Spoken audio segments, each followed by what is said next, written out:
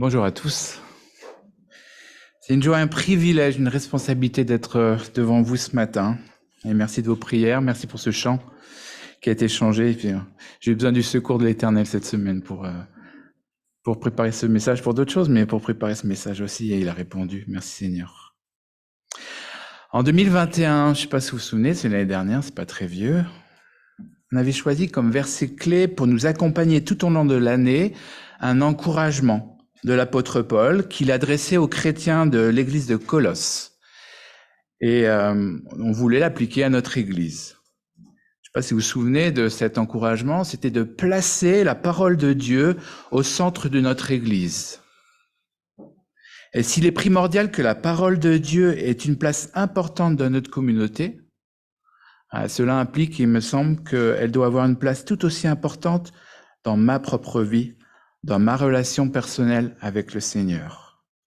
Vous êtes d'accord avec ça? La parole de Dieu ne peut avoir une place centrale dans la vie de l'Église que si cette même parole a la place centrale dans la vie des sœurs et des frères qui la composent. Alors pour nous ce matin, est-ce que la parole de Dieu a une place dans ma vie? Déjà, est-ce qu'elle a une place? Si oui, laquelle? Quelle est sa véritable valeur pour moi? Comment est-ce que la parole de Dieu influence ma vie? Et c'est sur ces questions que j'aimerais que nous arrêtions, que nous réfléchissions ensemble ce matin.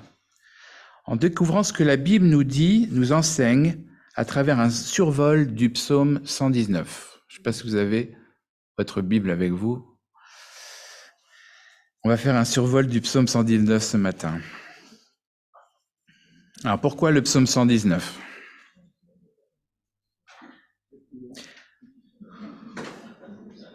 Tout à fait. Parce que ce chapitre, dans tout son ensemble, est un éloge de la parole de Dieu. Et je vous encourage à le lire, à prendre le temps de le lire. Il faut à peu près un quart d'heure pour le lire. Il y a 176 versets. Et sur les 176 versets qui composent ce chapitre, il y en a 174 qui ont pour thème la relation du psalmiste avec la parole de Dieu. Dans chacun des 174 versets, vous avez un synonyme, soit parole, soit un synonyme de parole de Dieu. Vous me direz alors que c'est le chapitre le plus long de la Bible et vous aurez raison. Mais n'est-ce pas justement la preuve que c'est un sujet important? On ne connaît pas l'auteur de ce psaume ni sa date de rédaction. Mais ce chapitre est riche en enseignements actuels et en encouragement pour chacun d'entre nous.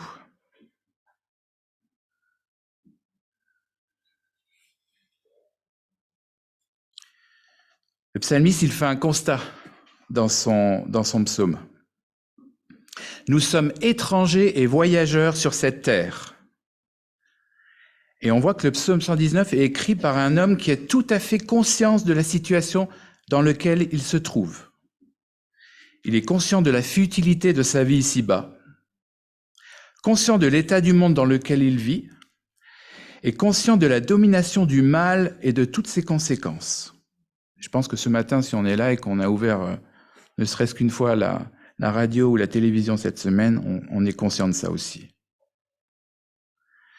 Et cela le remplit de chagrin, de tristesse, voire même de découragement. Tout comme l'apôtre Pierre, dans sa première épître, l'auteur du psaume 119 se sent étranger et voyageur sur la terre. Psaume 119, 19, « Je suis étranger sur la terre, ne me cache pas tes commandements. » Verset 28, « Je suis accablé de chagrin, relève-moi conformément à ta parole. » Verset 53-54, « Je suis indigné en voyant les méchants délaisser ta loi. Je fais de tes préceptes le sujet de mes chants sur cette terre où je suis comme un étranger. » Pourtant, malgré ce constat alarmant, le psalmiste refuse de se laisser aller plus loin dans le découragement. Il refuse de rentrer dans ce cercle vicieux dans lequel l'ennemi veut le voir rentrer. Ouais, le diable veut nous faire rentrer dans ce découragement. Et on voit là le psalmiste qui, dans sa tristesse, dans son désarroi, fait appel à Dieu, son Dieu, l'auteur de la parole qu'il aime tant.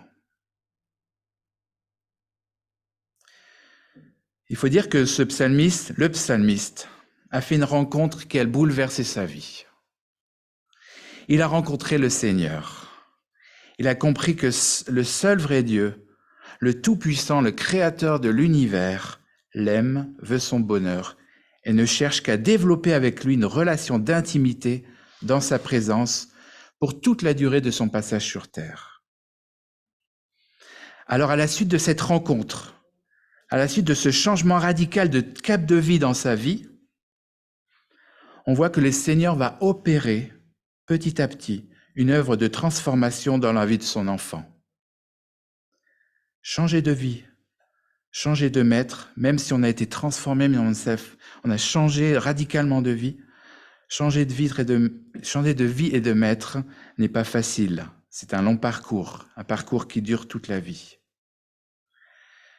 Et le psalmiste a dû passer par des épreuves. Il a même dû être humilié par son Sauveur pour que tombent les dernières résistances humaines qui l'empêchaient de vivre en homme réellement libre dans un complet abandon à son divin maître.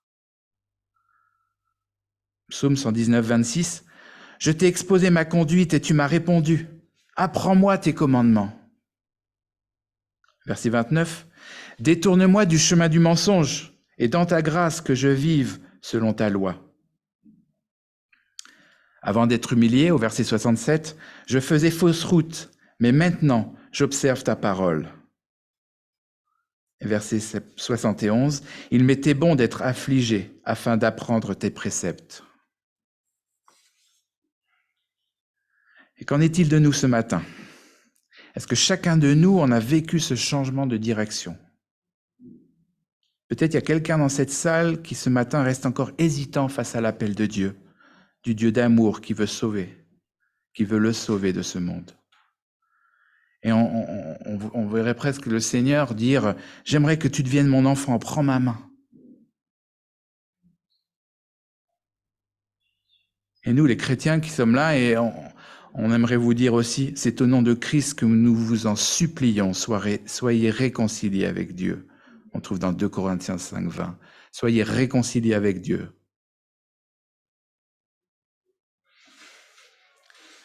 Et pour nous et pour moi ce matin, qui avons déjà répondu à cet appel, est-ce que je laisse mon Sauveur faire son œuvre en moi, ou est-ce que je préfère diriger ma vie par moi-même? Abandonnons complètement notre vie à Dieu. Ouais, le psalmiste, il est passé par des épreuves, mais il s'en réjouit, parce qu'il a vu que ces épreuves l'ont aidé à progresser et à se rapprocher de Dieu. Le psalmiste, il a été libéré, et il est conscient de cette libération. Et il y a quelque chose qui est très surprenant dans ce chapitre, c'est qu'il devient maintenant un homme résolu. Il est fier d'être enfant de Dieu, et c'est le thème de nos jeunes cette année. Fier d'être enfant de Dieu. Est-ce qu'on est fier d'être enfant de Dieu? Il est soucieux de marcher avec lui, il ne veut pas le trahir. Il ne veut plus le trahir. Il a compris que suivre le chemin tracé par son Sauveur est de loin la meilleure part pour lui. Psaume 119, 32. « Je veux courir sur le chemin de tes commandements, car tu m'as libéré. » Est-ce que néanmoins c'est un chemin facile? Non, c'est pas un chemin facile. C'est un chemin difficile, semé d'embûches, de tentations, d'opposition et d'ennemis. Comme on l'a vu juste avant, le monde est toujours dominé par le diable. Ces sujets sont sans merci pour ceux qui agissent conformément à la parole de Dieu. Alors le psalmiste, il est là, il se rend compte de cet état et il redoute plus que tout de s'éloigner du Seigneur. Et on voit que ce psaume, il est truffé d'appels au secours. À plusieurs reprises dans ce chapitre, on le voit implorer le secours de l'Éternel pour rester sur le bon chemin. Psaume 119, 10. « Je veux te plaire de tout mon cœur, ne permets pas que je dévie de tes commandements. » Versets 33 à 37. « Ô Éternel, enseigne-moi le chemin de tes ordonnances, et je le suivrai jusqu'au bout. Donne-moi du discernement, et j'obéirai à ta loi. Fais-moi marcher sur le chemin de tes commandements, car je m'y plais. Veuille incliner mon cœur vers tes enseignements plutôt que vers mes intérêts. » Détourne mes regards des choses vaines et fais-moi vivre dans les voies que tu as tracées. 117. Sois mon appui et je serai sauvé. Je ne perdrai jamais de vue tes ordonnances. 145. De tout mon cœur, je fais appel à toi, Éternel, réponds-moi. J'obéirai à tes décrets. Car oui, le psalmiste peut compter sur le soutien de son Sauveur. De ses échecs passés, il a maintenant compris que par ses propres forces ou les bonnes résolutions, il ne peut demeurer seul près de son Maître, lui rester fidèle. Ce n'est que dans son attachement à lui qu'il pourra vaincre et triompher de tout ce qui cherche à le faire tomber. Le Seigneur est fidèle, il n'abandonne pas ses enfants. Comme le psalmiste, qu'on puisse être des hommes et des femmes résolus de marcher pour lui. Implorons chaque matin le secours de l'Éternel quand nos préoccupations, nos désirs, l'attrait du monde, ces plaisirs futiles, ces joies éphémères veulent reprendre le dessus dans nos vies. Implorons chaque matin son soutien quand le découragement et la peur nous guettent. Crions à lui quand nous sentons que l'ennemi cherche à nous éloigner par tous les moyens de la parole de Dieu. Si l'ennemi arrive à nous éloigner de la parole de Dieu, alors on va rentrer dans ce cercle vicieux qu'on a vu tout à l'heure. Alors revenons chaque jour dans la parole, afin de nous laisser guider par elle. Vivons tous les jours ce moment d'intimité avec le Seigneur. Il désire notre présence, il veut nous parler. Mettons-nous à son écoute. Psaume 119, 105, c'est un de mes versets préférés. Ta parole est comme une lampe qui guide mes pas, elle est une lumière éclairant mon chemin. 2 Timothée 3, 16 et 17, car toute l'écriture est inspirée de Dieu, utile pour enseigner, réfuter, redresser et apprendre à mener une vie conforme à la volonté de Dieu.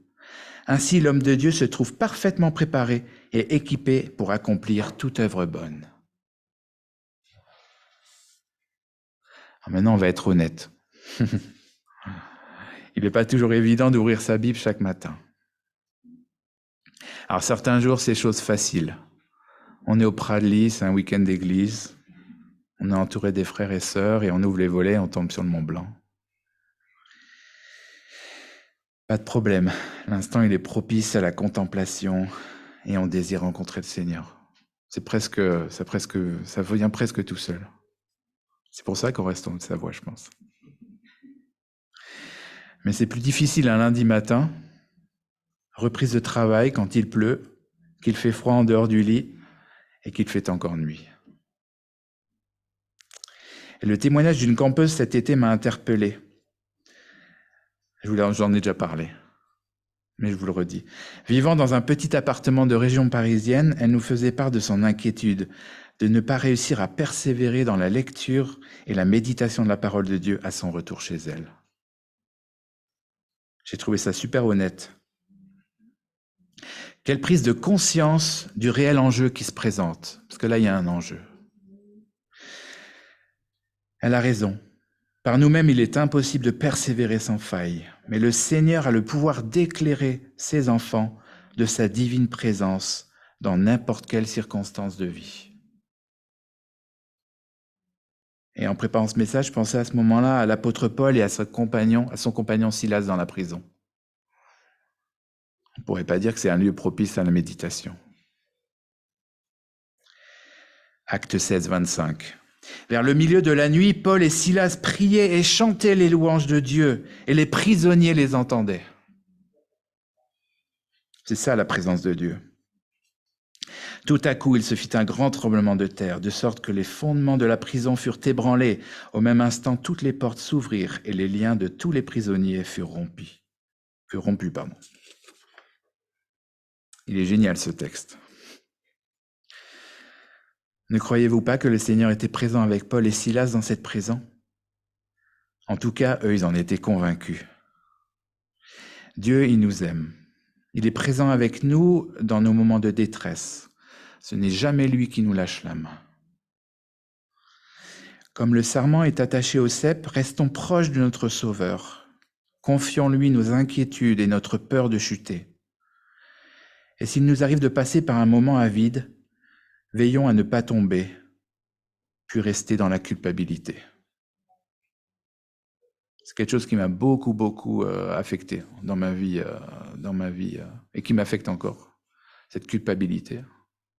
Quand on a chuté, quand on s'est éloigné de la parole de Dieu, d'être dans cette culpabilité, et finalement on y reste, on a tendance à y rester. Donc ne restons pas dans cette culpabilité. C'est une des tactiques que notre ennemi utilise pour nous dissuader de revenir à Dieu. Dans ces moments encore, approchons-nous sans tarder de notre Sauveur. Il a vaincu l'ennemi à la croix. Il a tout accompli. Confessons notre éloignement. Revenons à Dieu pour lui demander son secours. Il répondra.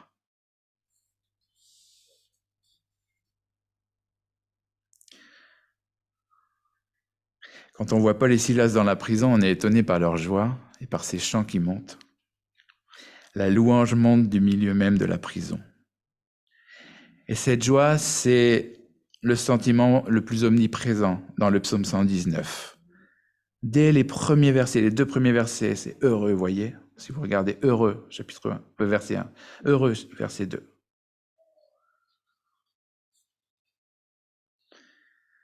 La joie du psalmiste provient de sa relation personnelle avec son Sauveur et sa parole, dans laquelle il aime tant plonger les regards et sur laquelle il veut conformer sa vie. La parole de Dieu, ses commandements, ses décrets sont pour lui un véritable trésor. Ses commandements font tous ses délices.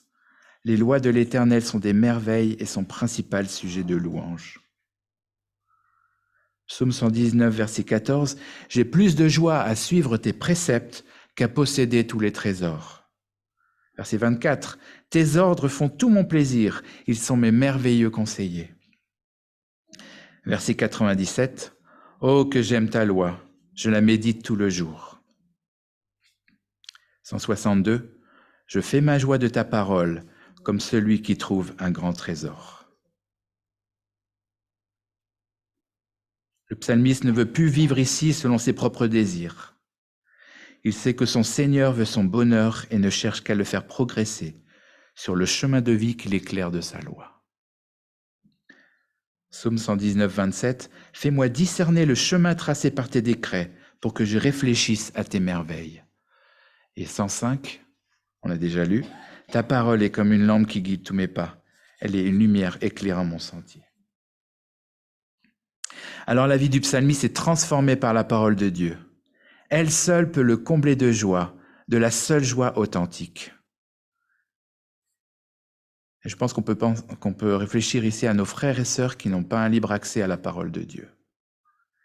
Comme ils aimeraient pouvoir y plonger leur regard aussi facilement que nous. Comprennent-ils bien plus que nous le trésor qu'elle représente? Oui, je le pense. Alors ce psaume peut nous parler ce matin encore. La parole de Dieu est-elle un véritable sujet de joie pour moi? Ma lecture quotidienne est-elle contrainte ou plaisir? La parole de Dieu est-elle tout mon trésor? Et humblement, je dois avouer que bien souvent, elle ne l'est pas. Il est tellement facile de se laisser happer et de laisser de côté la Bible dans notre vie, suroccupée, la parole de Dieu dans notre vie. Alors pour que la parole de Dieu puisse faire toute ma joie, pour qu'elle puisse transformer ma vie, je dois m'approcher de plus en plus de Jésus-Christ, mon Sauveur. En m'approchant chaque jour de lui, en considérant son œuvre pour moi, je ne pourrai rester le même. Sa présence transformera ma vie et deviendra mon plus grand sujet de joie. Sa parole me satisfera. Puis là, je vous donne une illustration. Une jeune femme posa le livre dont elle venait de terminer la lecture. « Vraiment insipide, dit-elle. » Quelque temps plus tard, elle se fiança à un jeune homme et un soir, elle lui dit « J'ai dans ma bibliothèque un livre dont l'auteur a le même nom et les mêmes initiales que toi.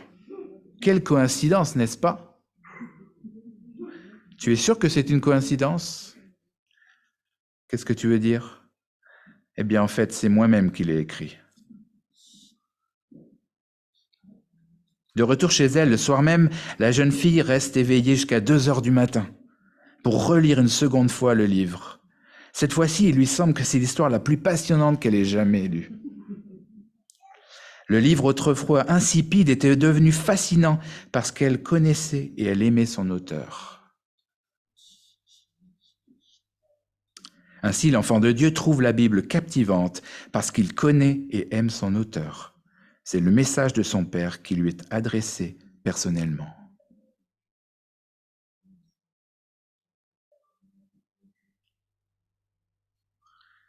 Si l'auteur du psaume 119 pourrait se réjouir de la parole de Dieu et y conformer sa vie, soyons dans la joie, chers frères et sœurs, car nous avons un privilège bien plus important. Celui de connaître Jésus-Christ. Il est lui-même la parole de Dieu. Jean 1, verset 1. Au commencement était celui qui est la parole de Dieu. Il était avec Dieu. Il était lui-même Dieu. 10 à 12. Celui qui est la parole était déjà dans le monde, puisque le monde a été créé par lui, et pourtant le monde ne l'a pas reconnu. Il est venu chez lui et les siens ne l'ont pas accueilli. Certains pourtant l'ont accueilli. Ils ont cru en lui. À tout cela, il a accordé le privilège de devenir enfant de Dieu. Celui qui est la parole, verset 14, est devenu homme et il a vécu parmi nous. Nous avons contemplé sa gloire, la gloire du Fils unique envoyé par son Père, plénitude de grâce et de vérité. Jésus est venu sur la terre pour nous révéler le Père. Sur la croix, il a tout accompli. Il nous a libérés du péché qui nous séparait de son Père, en portant sur le bois notre condamnation. Il nous a libérés, il nous a justifiés. N'est-ce pas notre sujet de joie ce matin? Ce matin, comme chaque jour, il veut encore nous parler. Laissons sa parole entrer dans nos vies. Abandonnons notre vie à Dieu, qu'il y prenne toute la place. J'aime bien cette prière de Thérèse, elle dit « Seigneur, prends toute la place ». Hein, Thérèse, quand tu pries, tu dis très souvent « Seigneur, prends toute la place ». J'aime bien quand tu dis ça. Comme le psalmiste, soyons des hommes et des femmes résolus à faire de la présence de Jésus et de sa parole dans nos vies notre priorité. Que nous nous laissions chaque jour transformer par elle, qu'elle influence nos choix, nos décisions, afin que, comme le psalmiste, nous puissions courir joyeux sur le chemin de vie qui l'éclairera de sa présence. Alors on peut boucler la boucle et relire le verset qu'on avait choisi l'année dernière, Colossiens 3, verset 16. Que la parole du Christ réside au milieu de vous, on pourrait dire nous, dans toute sa richesse. Qu'elle nous inspire une pleine sagesse pour nous instruire et nous avertir les uns les autres, ou pour chanter à Dieu de tout notre cœur des psaumes, des hymnes et des cantiques inspirés par l'Esprit, afin d'exprimer notre reconnaissance à Dieu. Jésus nous accompagne, que sa joie nous accompagne aussi cette semaine, et que chacun puisse être encouragé. Tout ce qui est dit là, c'est pour nous tous, moi aussi, et que le Seigneur nous accompagne cette semaine, qu'on puisse rester dans sa joie. Et j'aimerais vous lancer un défi avant de relaisser la place à Johan. On voit que la parole de Dieu a un impact dans la vie du psalmiste, et ça fait toute sa joie. J'ai préparé des petits papiers comme ça. Cette semaine, j'ai éprouvé de la joie, j'ai été encouragé par la lecture de ce verset. Et c'est vide, hein, vous voyez? Je vous laisse compléter. 3 petits points que je voudrais partager avec toi. En fait, c'est un encouragement cette semaine à plonger vos regards dans la parole de Dieu, à être encouragé, à être joyeux de sa présence avec vous, convaincu qu'il est là. Et si vous avez dans votre lecture cette semaine, mais si vous le lisez, vous aurez forcément un sujet de joie et de louange. Donc normalement, il ne devrait pas y avoir de papier vide en disant « j'ai pas trouvé, je suis désolé ».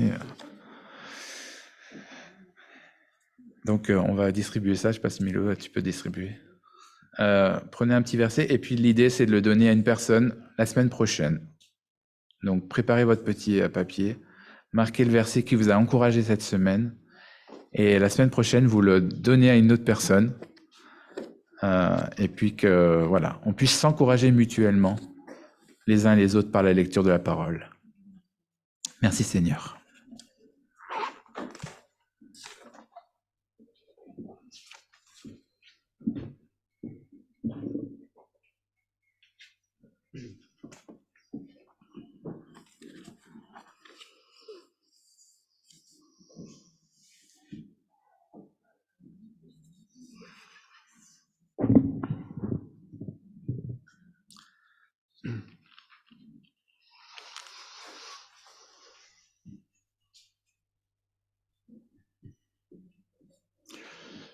Merci Dominique pour ce message. Et, en plus de ce papier, je ne sais pas s'il y a encore des personnes